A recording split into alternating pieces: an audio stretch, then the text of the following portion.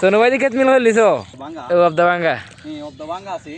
এই বাঙ্গার পরে আমি আর ক্ষেত মিল করছি না ক্ষেত খেলে বেশ কম রইলাই ভাবছি প্রতি বছরে আমরা বাঙ্গা দেয়া জমি কান হলিব ক্ষেত নষ্ট হলিব না ওখানে দেখা যায় 5 বছর ধরে কিন্তু আর বাঙ্গা পড়ে না কারণ হইলে অন্যখানে বাঙ্গা দেয় এখানটা আর বাঙ্গা দেয় না কারণ এবার ভাবছি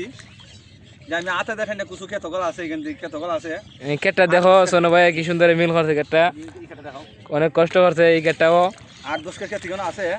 8-10 ক্ষেত ভাবছি হয়তো অত মানুষের সাথে দুদিন পরে রইমু কারণ হইলে ক্ষেতগুলো মিল করে রইমু আমি ক্ষেতগুলো মিল খাইতেছি এবার করতাম কারণ হইলে এবার ক্ষেত বাঁচিয়ে হইমু মানুষের পরে হই আগামী বছর তো খাদি সেবার মেলার আগে দিয়ে হয়ে লিছ নাকিতে না এটা এবার মেলার আগে রইলাই এবার মেলা আগে রইতাছি না কারণ হইলে এবার শীতের অভাবে পানির অভাবে কিছু আছে আর শীতের অভাবে শীতের কারণে আমার ক্ষেত অনেক 10-12 ক্ষেত বাঁচিয়ে গেছে গিয়া